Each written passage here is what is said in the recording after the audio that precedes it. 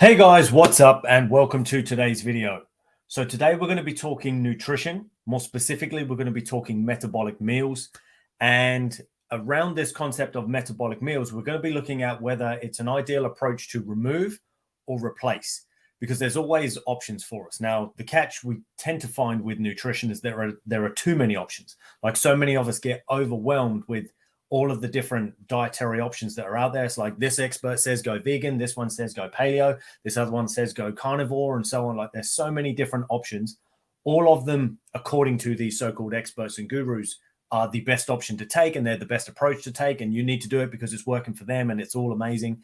And the catch is, we know for a lot of us that that's not necessarily going to be the case. Like, the reason there are so many different options that seem to work for everybody is because ultimately we're all biochemically individuals. So we all require slightly different approaches to nutrition in order to get the most benefit. Now, the advantage we have is that we are also very similar. So we are biochemically individual, but as humans, we're all humans. So we all share similar traits also. So as long as those nutritional principles are based in sound, as long as those nutritional protocols are based in sound principles, they are likely to get us the result that we want. And if not the specific result, they're going to actually move us towards the result. And then we can kind of tweak things, hone them as we get closer to the specific outcome that we want.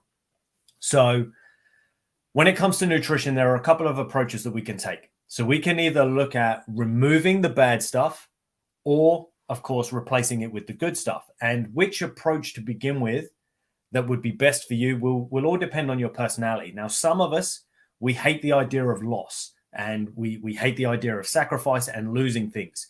So often going, okay, well, I need to remove all this junk food and all these treats that I'm eating, all the sweets, the cakes, the biscuits, the takeaways, and so on.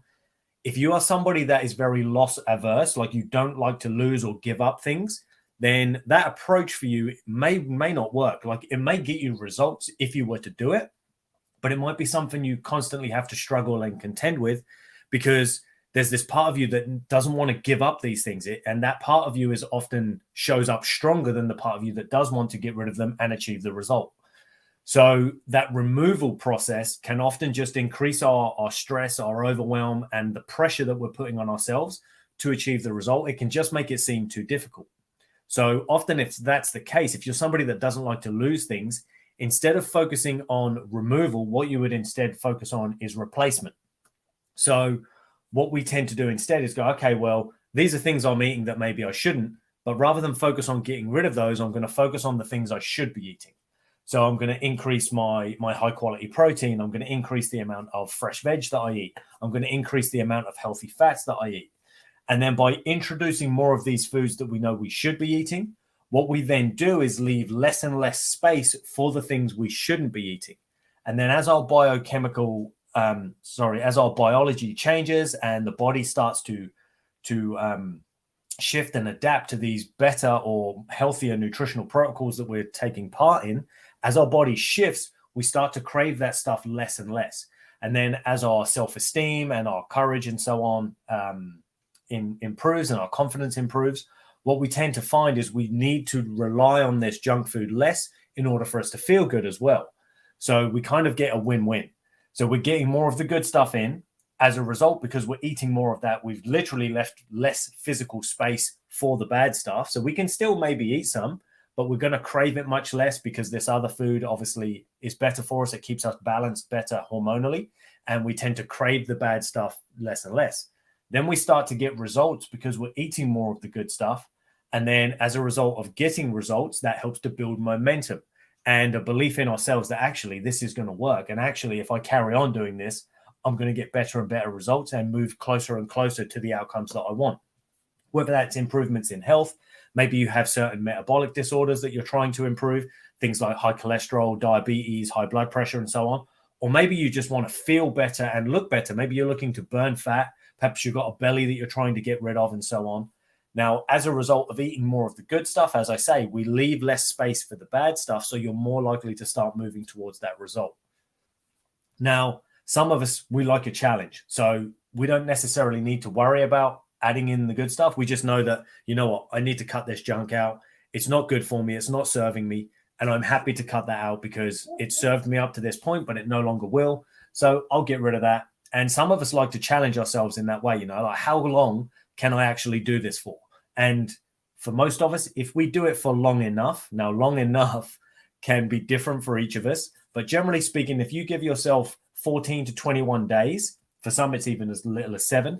But if you go, okay, well, I'm going to give myself a good 2 to 3 weeks where I'm not going to eat the junk food, quite often what will happen is the shifts in biology that we get where our cravings and things go away because we've taken away those sugar spikes and so on, then quite often within that 14 to 21 day period, we no longer crave this stuff anyway.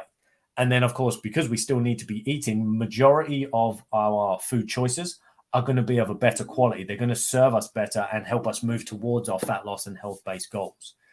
So whether you should or shouldn't remove or replace will come down to you as an individual. But in my experience, focusing on replacement tends to work better for people rather than focusing on removal because we're very loss averse. Now, if you'd like a simple system or protocol that you can use, you're welcome to download my metabolic meal method. I've posted a link in the description below. You can just click that link, register there, just put your name, email address, and that will get sent straight over to your email inbox. And that will give you options on both sides of the coin. So there are options for the removal and options for the replacement. Now, there are 3 steps in each. It's what we call my 3x3 metabolic meal method. So essentially, it's 3 things we need to do less of and 3 things we need to do more of in order to improve our health and improve our body's ability to burn fat and lose weight. And by the time you start implementing those different steps, you'll find that actually nutrition is pretty simple as long as we stick to the foundational basics and don't try to overcomplicate it with diets, like as in calorie restrictive diets, fads, gimmicks, superfoods, and all the rest of it. 9 times out of 10, we don't need any of that. We just need simple, solid principles that we focus on and follow on a consistent daily basis. And the results will come as a natural byproduct of that. No specific effort. We just do the thing and then the results will come as long as we obviously do it properly. So if you'd like that, just click the link in the description and you can take that away for free. And if not, if you have any particular questions that you want me to answer, either around nutrition, exercise, mindset for health and weight loss, any of those types of things, let me know in the comments below and I will get a video sorted for you guys as soon as I can. Take it easy, people. Thank you for watching and I look forward to chatting with you in my next video. Be cool.